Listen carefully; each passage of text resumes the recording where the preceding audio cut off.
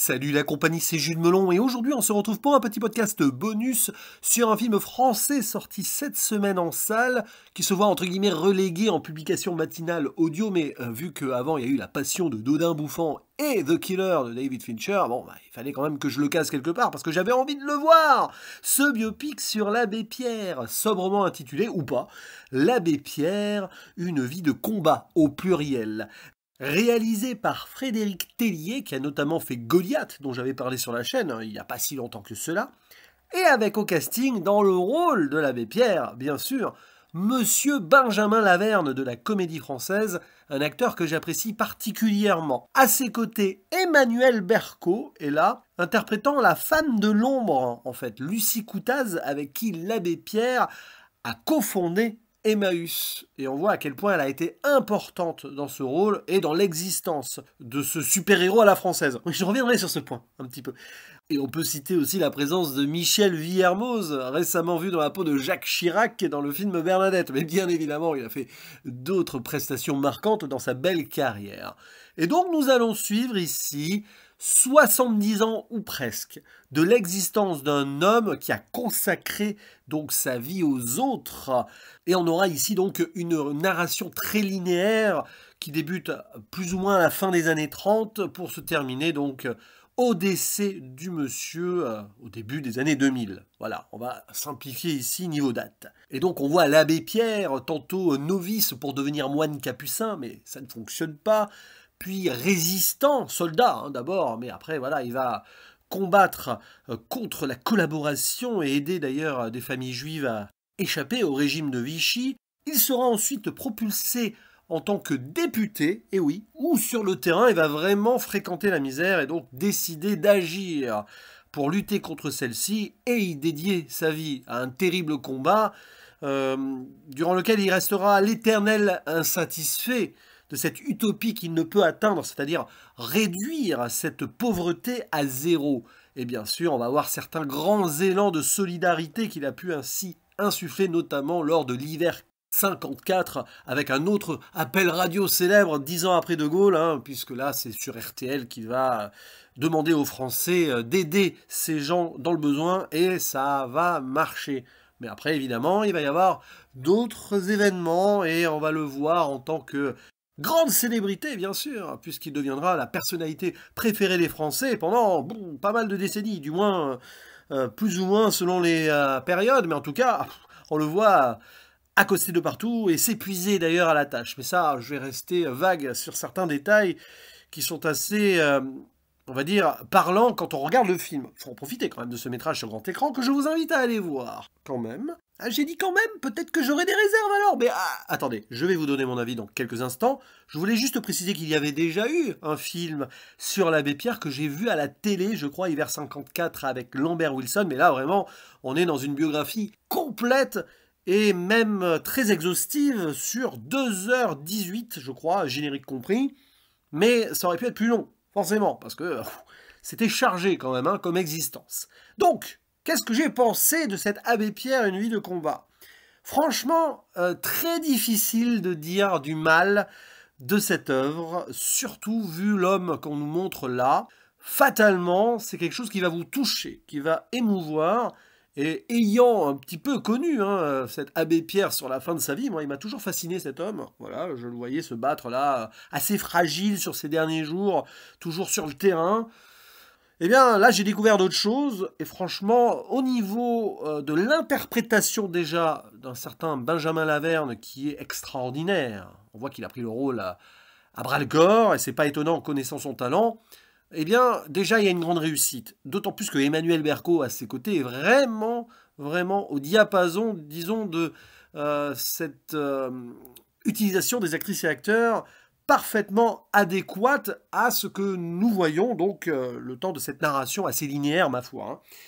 Là-dessus, franchement, une réussite. Même Michel Villermoz, qu'on voit pas beaucoup, parfois c'est un peu anecdotique, mais quand même, il y a des moments très puissants autour de lui. Après, j'ai quelques bémols sur certains choix. Je ne vais pas ici critiquer l'idée d'être très linéaire, c'est assez classique sur ce plan-là, avec des dates en bas, voilà.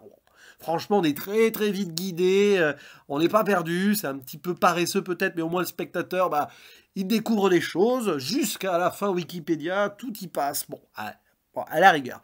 Par contre, Frédéric Tellier ose des choses sur la mise en scène. Et je suis un peu perturbé parce que c'est bien de tenter des trucs, ça sort de certains sentiers battus quand même, mais à certains moments on n'est pas loin du grand spectacle, je trouve, avec des effets de réalisation peut-être un peu surfaits, et ça m'énerve par moments parce que ici nous avons quand même la vie d'un homme qui est resté simple, sauf à une période puisqu'il s'est fait médiatiser, il s'est laissé, on va dire, embarquer là-dedans, mais bon, ça passe vite ça. Mais il y a quelques petits points qui me perturbent un petit peu parce que c'est normalement pas ce qu'on attendait comme, on va dire, forme sur un film qui a justement lutté contre ce bling-bling, si on veut. Lui qui avait du mal à conserver l'argent qu'on lui donnait, il fallait vite le dépenser pour les pauvres. Bon, là-dessus, d'ailleurs, on voit certaines scènes où il ne veut pas avoir affaire à des financiers, investir et tout. Non, lui, ce qui l'intéresse, c'est le terrain. Et il y a des moments où, alors dès le début, hein, cette idée un peu quasi spirituelle et cosmique, où on voit le vieil homme donc qui est sur le point de mourir ou qui entre au paradis, on ne sait pas, hein, c'est le premier plan, comme ça, la première scène. Bon. Sous ces étoiles, là, bon, pourquoi pas, hein. Bon, ça, pourquoi pas. À la rigueur, c'est l'idée de faire face à son destin jusqu'au bout, quoi. Bon. Mais il y a des moments où il y a des choix de focale un petit peu bizarres, avec des effets de flou, comme ça, autour d'un point un peu plus net.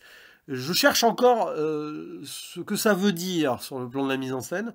Et il y a des moments, allez, on va faire un montage saccadé avec split screen. Bon, c'est à cette époque où il devient vraiment cette célébrité, où il fait le tour de la France, et tout le monde l'adule et tout. Il se laisse un petit peu embarquer là-dedans, il s'épuise, il prend des enfêtes. Bon, c'est le côté un peu sombre de cet homme qui n'a pas su gérer son succès parce qu'il n'était pas prêt pour ça.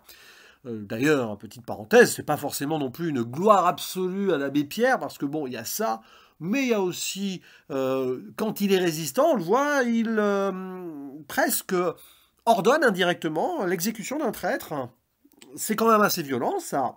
On le voit aussi avant, alors qu'il sent qu'il va mourir peut-être au combat, se donner à une femme, lui qui a quand même fait la foi parmi sa communauté, hein, quand il est passé sous les ordres, de ne pas donc avoir une relation. Bon, évidemment, on voit quand même les doutes et les paradoxes par moments de cet homme, mais c'est très succinct quand même, voilà.